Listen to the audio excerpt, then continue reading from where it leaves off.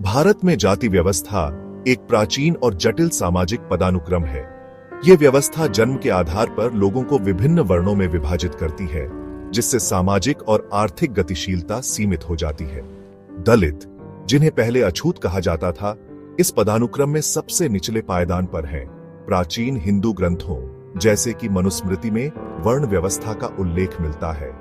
इन ग्रंथों के अनुसार समाज को 4 वर्णों में विभाजित किया गया था: ब्राह्मण, क्षत्रिय, वैश्य और शूद्र। दलितों को इन वर्णों से बाहर रखा गया था और उन्हें अछूत माना जाता था। यह माना जाता था कि दलित अशुद्ध कार्यों जैसे कि मृत जानवरों को उठाने और शौचालय साफ करने में लगे रहते थे। इस अशुद्धता के कारण उन्हें उच्च जातियों के लोगों से अलग रखा जाता था। उन्हें गांवों के बाहर रहने के लिए मजबूर किया जाता था और उन्हें कुओं और मंदिरों जैसे सार्वजनिक स्थानों के उपयोग से वंचित रखा जाता था। इस भेदभाव का दलितों के जीवन पर विनाशकारी प्रभाव पड़ा। उन्हें शिक्षा, रोजगार और सामाजिक गतिशीलता के अवसरों से वंचित रखा गया। पीढ़ी दर पीढ़ी गरीबी और उत्पीड़न का शिकार होते रहे।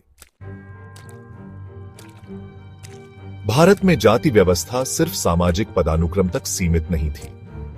यह लोगों के पहनावे, खान-पान और यहां तक कि सांस लेने के तरीके को भी नियंत्रित करती थी।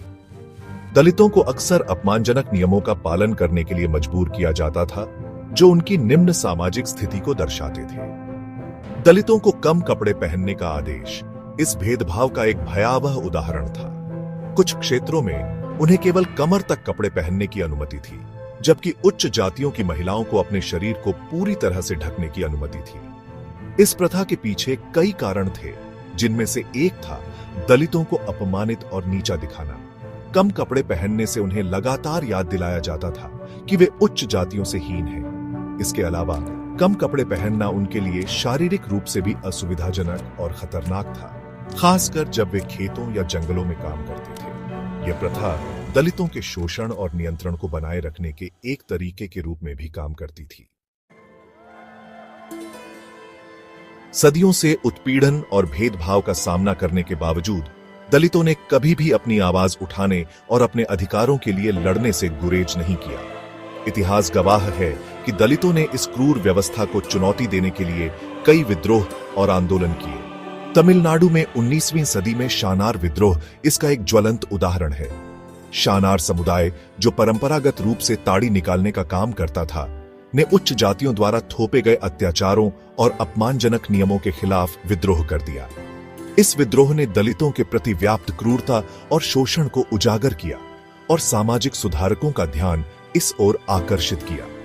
19वीं और 20वीं सदी में कई समाज सुधारक और दलित नेता उभरे, जिन्होंने जाति व्यवस्था के खिलाफ आवाज उठाई और दलितों के उत्थान के लिए काम किया। ज्योतिबा फुले, पेरियार, वी रामासामी और नारायण गुरु जैसे नेताओं ने शिक्षा, समानता और सामाजिक न्याय के महत्व पर जोर दिया। Section 4, the colonial influence, a double edged sword. British औपनिवेशिक शासन का भारत की जाति व्यवस्था पर जटिल और बहुआयामी प्रभाव पड़ा। एक ओर अंग्रेजों ने जातिगत भेदभाव को समाप्त करने और दलितों को शिक्षा और रोजगार के समान अवसर प्रदान करने के लिए कुछ कदम उठाए। दूसरी ओर अंग्रेजों ने फूट डालो और राज करो की नीति अपनाई, जिसने विभिन्न जातियों और धार्मिक समूहों के बीच दरार पैदा की। इसने जाति व्यवस्था को और मजबूत किया और दलितों के उत्थान में बाधा उत्पन्न की। हालांकि औपनिवेशिक काल ने दलितों के लिए नई संभावनाओं के द्वार भी खोले। पश्चिमी शिक्षा और विचारों ने दलित बुद्धिजीवियों की एक नई पीढ़ी को जन्म दिया, जिन्होंने जाति व्यवस्था को चुनौती दी और समानता की वकालत की। The legacy of Dr. B.R. Ambedkar is, without a doubt, monumental in shaping modern India's approach to caste and social justice. His relentless efforts led to the drafting of the Indian Constitution, which laid the groundwork for a more equitable society. Ambedkar's vision went beyond mere legal reforms.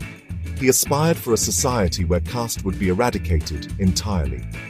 Today, his teachings continue to inspire movements for social justice, reminding us that while progress has been made, the path forward requires constant vigilance and effort. The journey towards a caste-free India is ongoing, and it demands our collective commitment to Ambedkar's ideals of equality and human dignity.